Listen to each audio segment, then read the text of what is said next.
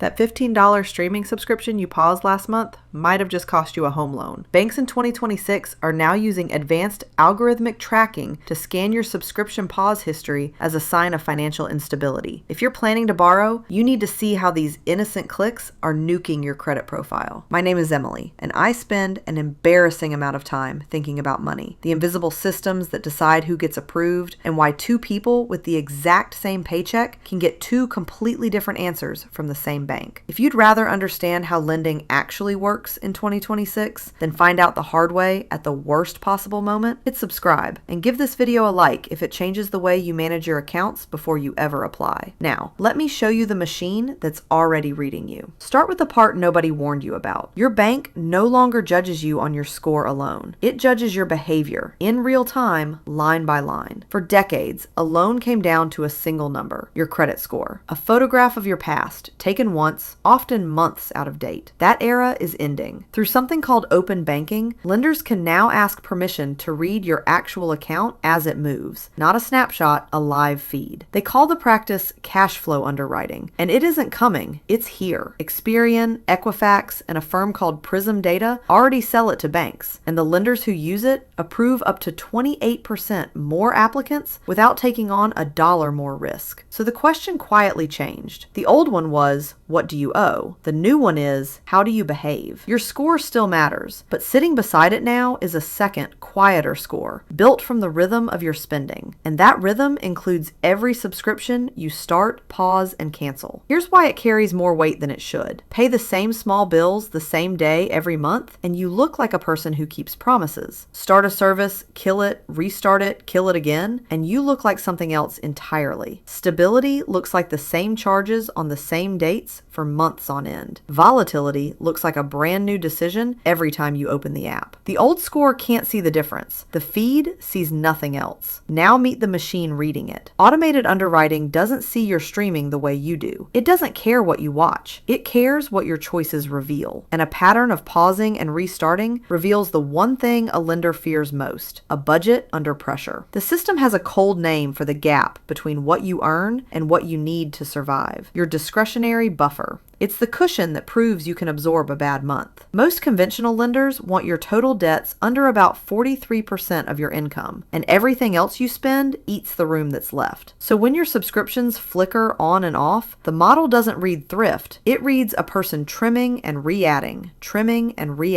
trying to force the month to fit. It reads the flicker as strain, and the flicker compounds. Strain reads as risk. Risk raises your rate. A higher rate eats the very buffer that was already thin. Picture two applicants with the identical credit score. Same number, down to the point. The first pays 8 small subscriptions like clockwork for 2 years. The second cancels and resubscribes a dozen times across the same stretch. To the old system, they're twins. To the feed, they're opposites. The steady one gets approved. The restless one gets a higher rate, or a flat no. Consistency isn't a personality trait here. It's a prediction. Long-term commitment to small bills forecasts repayment on the big ones better than almost anything else on the form. This is the shift nobody announced. Lenders used to ask whether you could afford the loan. Now they ask whether you behave like someone who will. The first is arithmetic. The second is character. And your transaction history is the only witness that never lies. Here's where it turns cruel. The exact tools sold to make you responsible can be the ones syncing your file. Those subscription manager apps, the ones that proudly cancel anything you haven't opened in 30 days,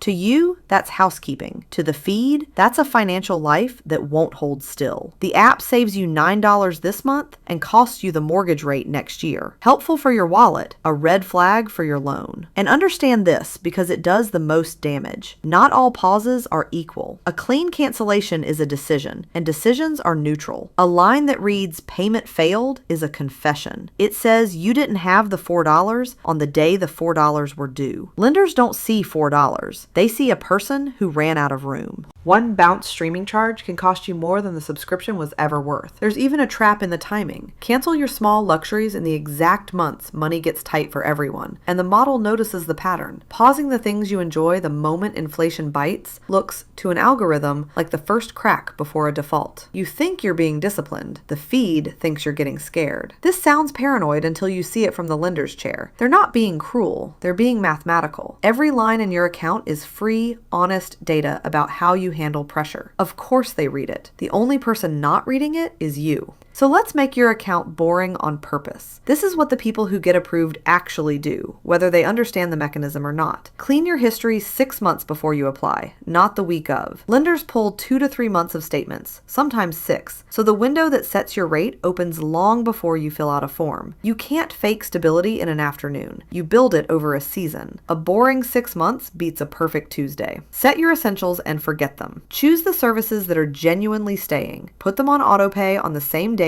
and never touch them again. Predictability is the whole product you're selling. Every set and forget payment is one more brick in a wall that says, this person is steady. Stability isn't a mood, it's a pattern you build deliberately. Quarantine your subscriptions on one dedicated card. Run every recurring charge through a single credit card instead of your main checking account. It does 2 jobs at once. It keeps the flicker of your lifestyle off the account a lender stares at hardest. And it folds a dozen restless little charges into one clean, predictable payment. Your checking account should read like a utility bill, not a diary. And never, ever let a payment fail. Keep a small cushion in whatever account feeds your subscriptions, so the charge can't bounce. The borrowers lenders love aren't the ones who spend the least. They're the ones whose payments never miss. Don't avoid the bill, avoid the bounce. One more, and it surprises people. Protect the boost you didn't know you had. Services like Experian Boost let your on-time subscription and streaming payments lift your score, around 13 points on average. But it only counts while the payments keep coming. Experian needs at least 3 of them in 6 months to register.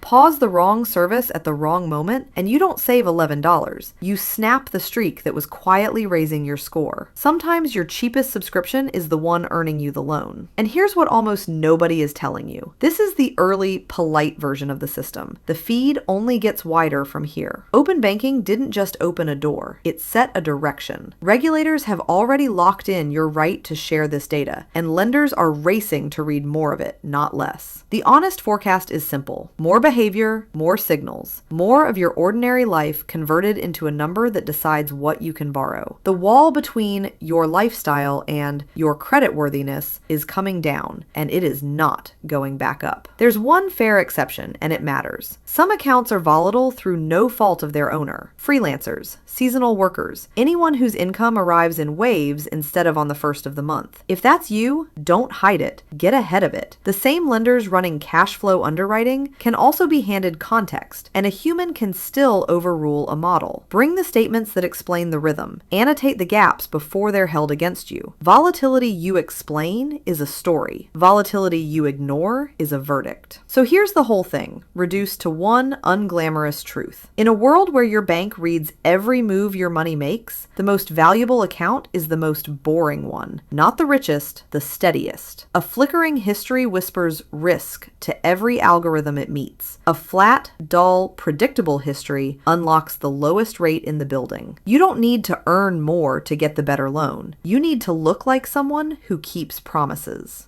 So stop letting a $4 toggle speak for you. Go quiet, go steady, and let your boring account say the one thing every lender is desperate to hear. This one is safe.